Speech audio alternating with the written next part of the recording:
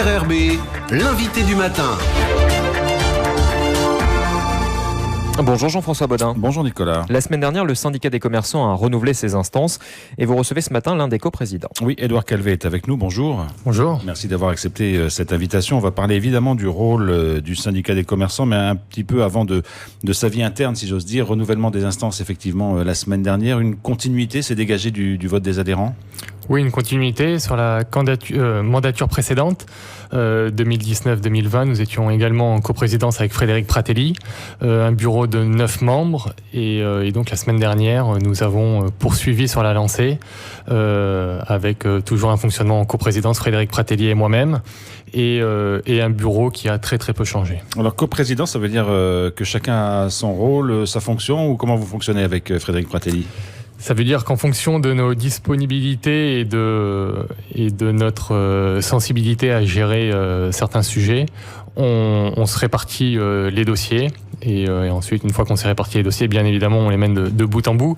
Mais voilà, on a un fonctionnement qui est fluide, qui s'est bien passé. Et vu les choses qui nous attendent et la densité des dossiers de ces 2 dernières années, on trouvait que c'était plus raisonnable et judicieux de partir sur la même organisation. Alors vous avez parlé des dossiers de ces 2 dernières années. On sait qu'à la crise économique s'est rajoutée la crise sanitaire, les confinements. Quel rôle joue le syndicat des commerçants auprès de ses adhérents pendant ces périodes-là ? C'est du conseil parce que des aides ont été mises en place, développées par les provinces, par l'État. Donc merci au travail qui a été fait par nos institutions. Le gouvernement a vraiment été à l'écoute. Le syndicat a vraiment été proactif pour échanger avec le gouvernement et leur expliquer ce que les commerçants étaient capables de faire en termes de mesures sanitaires, fluidifier les flux de passage en magasin. Et ensuite, une fois que ce travail-là a été fait avec notamment le gouvernement, c'était de relayer l'information à nos adhérents et plusieurs mesures d'aide ont été mises en place, étaient disponibles. Donc c'était important pour nous d'expliquer clairement ce qui était disponible pour chaque commerçant. On ne le souhaite pas évidemment, mais en cas de nécessité d'un 3e confinement, les commerçants sont prêts à mettre les mesures nécessaires en place pour une ouverture éventuelle ? Oui, bien sûr, on l'a vu entre le premier et le deuxième confinement. Le premier confinement a été très compliqué. C'était nouveau à l'échelle mondiale et sur le territoire.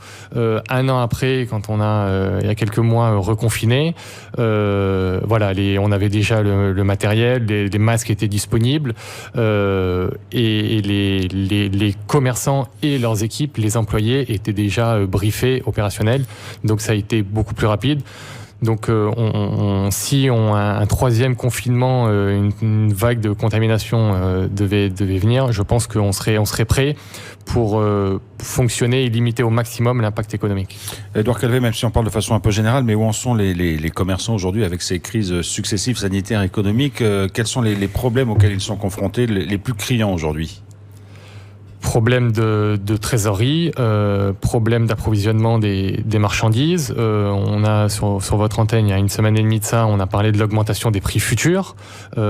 C'est compliqué à gérer quand on est chef d'entreprise. Est-ce qu'on doit répercuter ou pas totalement, en partie ou pas du tout ces augmentations de prix ?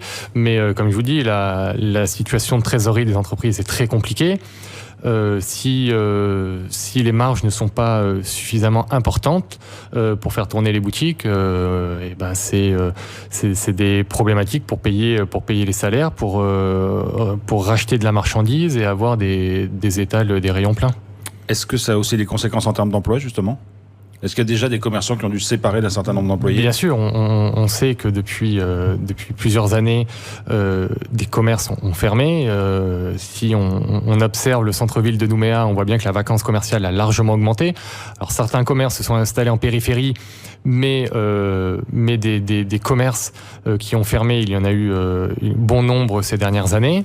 Et ensuite, en période de crise, crise institutionnelle, économique, de confiance, le chef d'entreprise, s'il y a par exemple un départ à la retraite, hésite à deux fois à rembaucher par derrière. Vous l'avez évoqué, il y a il y a de moins en moins de commerces qui arrivent à vivre dans l'hypercentre-ville de Nouméa au profit d'autres commerces qui s'installent un peu plus à la périphérie. Vous pensez que c'est un mouvement qui va être difficile de contrer ou d'enrayer ? Il y a vraiment un changement, une modification du commerce, mais c'est vrai à l'échelle mondiale. Les petits, entre guillemets, commerçants, il n'y a rien de péjoratif là-dedans, mais indépendants, ont souvent des difficultés. Des enseignes, des franchises prennent la place. Parce que c'est vrai que c'est plus facile de gérer un business quand on a une franchise, accès à une centrale d'achat, avec des agencements de magasins normalisés. Voilà, le commerce tend plutôt dans ce sens-là. Le centre-ville de Nouméa, il y a quelques années, c'était compliqué de trouver une surface commerciale. Donc, il y a eu une expansion sur le Grand Nouméa. Maintenant, c'est l'effet inverse. Il y a de la place dans le centre-ville de Nouméa. Mais des pistes, des leviers sont identifiés. Ensuite, c'est une question de dynamique. On regrette que le carré Roland n'ait pas pu voir le jour tel qu'il était prévu, parce que ça aurait bien évidemment dynamisé le centre-ville. Mais il y a encore beaucoup de choses à faire. Aujourd'hui, effectivement, le centre-ville de Nouméa, d'un point de vue commercial, ne se porte pas bien, mais il faut que des entrepreneurs et que la mairie se saisissent du sujet pour redynamiser tout ça. Mais Édouard Calvet, il y a un petit paradoxe quand même, vous l'avez dit, les commerçants souffrent depuis plusieurs années maintenant, et on voit que chaque fois qu'il y a un quartier qui se développe, qu'il y a un centre commercial qui se monte, qu'il y a des commerces qui naissent, ça veut dire qu'on va finir par avoir trop de commerces à certains endroits, pas assez dans d'autres. Comment ça fonctionne ? Ça veut dire que l'offre est en train de se renforcer. C'est un pari sur la proximité. Chaque commerçant a envie d'être au plus près des consommateurs, parce qu'il y a une concurrence qui est féroce aujourd'hui entre les commerçants. Donc il faut avoir la meilleure offre, les meilleurs prix, et être le plus proche possible des consommateurs potentiels. Donc actuellement, les commerçants sont plutôt de caractère optimiste, donc on continue d'y croire, on continue d'investir, même si la période est compliquée. C'est un pari sur l'avenir et sur le fait que on se dit que c'est aujourd'hui une crise de confiance, mais qu'une fois que nos politiques auront réglé la chose au plus vite, nous l'espérons, ça repartira de plus belle. J'en reviens à ce que vous disiez il y a un instant, Édouard Calvet, sur les mutations au sein du commerce, que ce soit en Calédonie ou ailleurs. On s'aperçoit effectivement que les franchises prennent de plus en plus de place. Est-ce que ça veut dire aussi que tous les centres commerciaux qui vont naître, on va voir les mêmes enseignes un peu au même endroit? Est-ce qu'il n'y a pas ce risque d'uniformisation un petit peu du commerce? Non, parce qu'on s'aperçoit que des franchises fonctionnent dans répondent à certains besoins, et on peut pas faire un copier-coller d'un concept, quelle que soit la population, quelle que soit la zone géographique. Il faut s'adapter aux besoins du consommateur, et c'est pour ça que les commerçants calédoniens ont cette expertise-là des attentes des consommateurs calédoniens, et donc on est à même de pouvoir choisir l'enseigne, la franchise qui collera avec les attentes. Mais donc c'est un travail important à faire en amont, de business plan, de travailler ses chiffres et son offre, pour être sûr que ça colle avec les besoins et les attentes des consommateurs. Alors il y a un moment important dans votre assemblée générale de la semaine dernière, si j'ai bien compris, vous avez acté le rôle de la création d'une fédération du commerce NC. De quoi s'agit-il? Qui fait partie de cette fédération et quel va être son objectif? Alors la fédération du commerce de Nouvelle-Calédonie rassemble des syndicats professionnels, le syndicat des commerçants, le syndicat des importateurs et distributeurs de Nouvelle-Calédonie, le rassemblement des gérants de stations-service et des syndicats de la grande distribution. Le but, c'était de se dire que chaque syndicat professionnel dans le secteur du commerce a un petit peu sa spécificité. Certains sont les grossistes, d'autres c'est la grande distribution. Nous, on rassemble majoritairement les importateurs détaillants directs. Et donc l'idée, c'était de se dire que si on voulait vraiment peser dans le débat économique, il fallait que tous ces métiers et ces syndicats du commerce se rassemblent, c'est chose faite. Nous avons un président, Laurent Vircondelet, qui est également le président du syndicat des importateurs. Et donc, voilà, on sera bientôt en ordre de marche. Et la fédération défendra les intérêts des commerçants sur tous les sujets transversaux. On a besoin de se regrouper. Vous n'êtes pas les premiers à faire ça. On a vu par exemple les syndicats patronaux se regrouper au sein de NCECO. Maintenant, tous les syndicats, on va dire, qui ont un lien avec le commerce se regrouper dans cette fédération.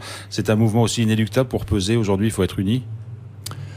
Oui, parce qu'on s'aperçoit qu'il faut que l'on puisse. La société civile a clairement un rôle à jouer actuellement. C'est un moment historique pour la Nouvelle-Calédonie, et face à ça, plus on se rassemble, plus on a une forte légitimité. Et donc voilà, ça nous a paru naturel, vu les circonstances, de nous unir et de parler d'une même voix sur certains sujets. Pour terminer, Édouard Calvet, deux petites questions. La première concerne les soldes et tout ce qui est événements promotionnels. Les commerçants en parlent beaucoup comme des périodes importantes. Là, pour l'instant, il n'y en a pas. Les prochaines sont attendues avec impatience. Oui, bien sûr. Alors, on consulte systématiquement nos adhérents. Donc, ça se fait au sein du syndicat des commerçants et ensuite au sein de la CCI pour trouver le bon modèle de solde. Bien sûr que c'est un moment qui est indispensable. Ça permet de dynamiser, de rythmer un petit peu le calendrier commercial et de booster les ventes pour faire un petit peu de place dans les espaces de stockage et en surface de vente et faire entrer de la trésorerie. Et puis dernière question, elle concerne la consommation.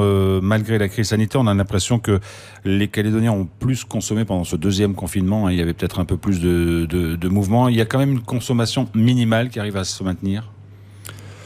Oui, aujourd'hui, enfin, on s'est habitué à une petite baisse de consommation. La fermeture des frontières fait que certains commerces sont en très grande difficulté, tout ce qui est lié au secteur du tourisme notamment. D'autres ont réussi à restructurer, à retravailler un petit peu leurs coûts et donc s'en sortent. Et d'autres ont plutôt de bons résultats. C'est vrai pour le secteur du textile, mais ce sont des résultats qui sont fragiles, qui sont artificiels. Et notre but, c'est de travailler pour une relance de l'économie. Et ça passe par la confiance. Et ce sont nos politiques qui seront capables de nous redonner de la confiance ou pas. Édouard Calvet, co-président du syndicat des commerçants qui était avec nous ce matin. Je vous remercie beaucoup. Merci.